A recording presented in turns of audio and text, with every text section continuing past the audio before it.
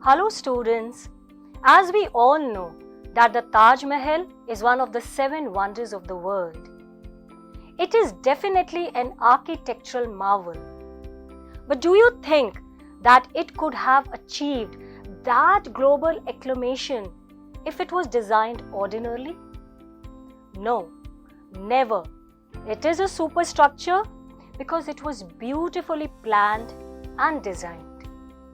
Students, much like the structures of these famous monuments, our text also needs to be structurally perfect, or else it may fail to impress its readers. So students, whenever you are reading a text, you should know the purpose of reading. When you read a text, you should read to comprehend it. मतलब आप जब भी कोई text पढ़ते हैं तो आपको पता होना चाहिए कि आपने उस टेक्स्ट में पढ़ा क्या है. And one of the most effective and best ways to enhance, to build your reading comprehension is knowing the text structures. Now, this text structure actually refers to the way in which a text or a written material is arranged, is organized when it is being written. अगर आप अपने text के structure को समझ जाते हैं तो आपके लिए वो टेक्स्ट को कॉम्प्रिहेंड करना, समझना और भी आसान हो जाता है. In fact, a particular type of text structure can be used in a specific paragraph or it may be used throughout the written piece. बच्चों, ये तो मुझे मालूम है that आपको मालूम होगा that there are 2 types of writings, fiction and non-fiction. Now, in this video, I'll be telling you about 5 different text structures which are used preferably in non-fiction writings. Yes, I know. Now you must be thinking, what? 5 different text structures? How could I ever remember them all? Don't worry, students. I will tell you all these structures one by one with an example. Yes, I'll make you understand using an example of ice cream in different ways. I assure you that these examples will be so relatable that you will never ever forget text structures in your lifetime. So let us assume that one of the students asks me, "Ma'am, what is an ice cream?" I will say, ice cream is a frozen, sugary and creamy dessert. It is found in many flavors, strawberry, chocolate, vanilla, etc. So here I actually described about ice cream and its flavors. Wait, do you notice that when I was using these words, then you were actually creating the vivid image of very delicious ice cream in your mind? Now that's the power of descriptive text structure, which is the first text structure I'm talking about. So whenever a writer is using a descriptive text structure, he actually uses vivid language. That is a language which actually creates very prominent images in the mind of the reader. This type of text structure can be used in fiction and non-fiction, both type of writings. And many a times, a writer also incorporates the use of figurative language to enhance the description. So that was our first descriptive text structure. Now again, let us assume that another student asks me, "Ma'am, can you tell me the way where I can make my ordinary ice cream into a Sunday ice cream?" I will tell, yes, you can. So first of all, take a big scoop of your ordinary flavored ice cream into the bowl. Pour some chocolate sauce over it. Add some whipped cream and top it with some sprinklers. Then put some cracker biscuits on the wall of the bowl. And finally, you can really enjoy your ice cream sundae. Here students, when I was telling you the preparation of this ice cream sundae, I was actually telling you the steps, one by one step, how can you actually make an ice cream sundae. And this is what we do when we use order and sequencing text structure, which is our second text structure.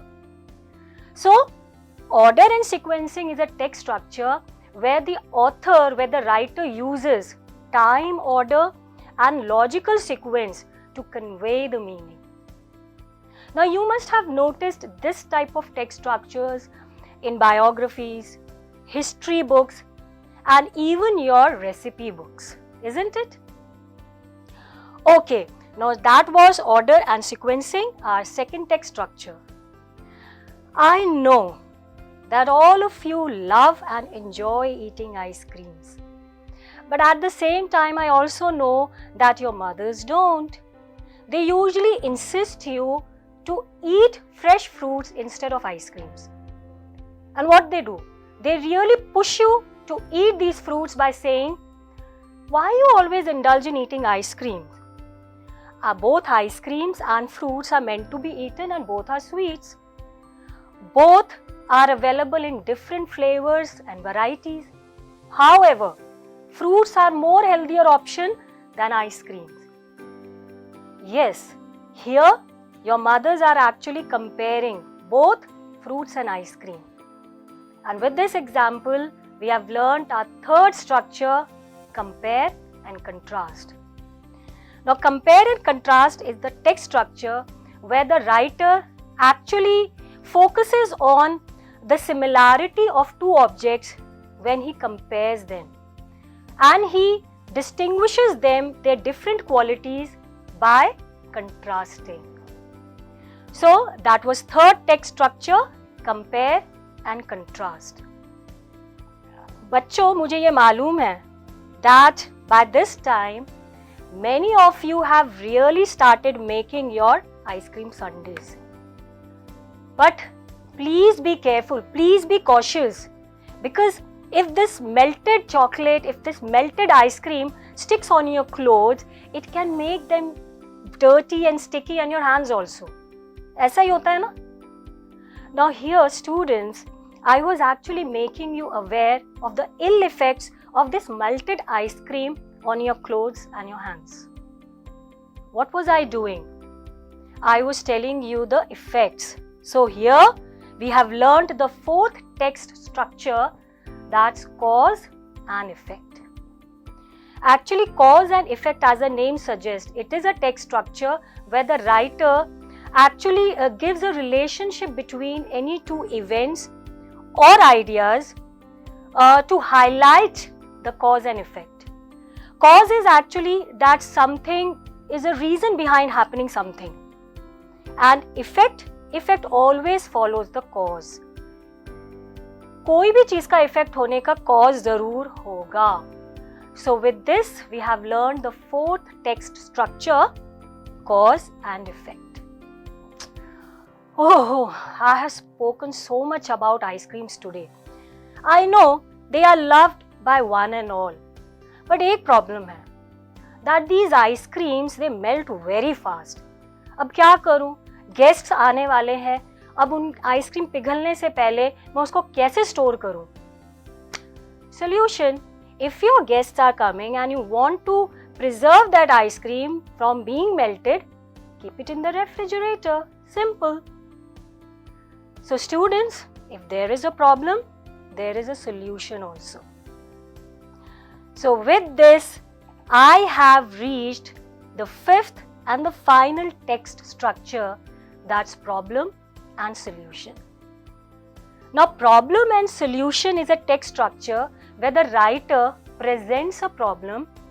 Simultaneously he offers several solutions which can address to that problem. So students, as I told you, wasn't it interesting and mouth-watering way to learn all these text structures? So quickly let us make a recall of these text structures. I will name them. The first, descriptive. Second, order and sequence. Third, compare and contrast. Fourth, cause and effect. And fifth, problem and solution. Wasn't that easy and interesting? So students, whenever you read a text in future, please just check out, just try to identify which type of text structure does it have. And please recall all these text structures which I have made you learn today. Associate them. Also, try to explore all those new words which could be accommodated under these text descriptors. So, till then, I would say that keep reading, keep exploring. Happy learning to all of you. Thank you.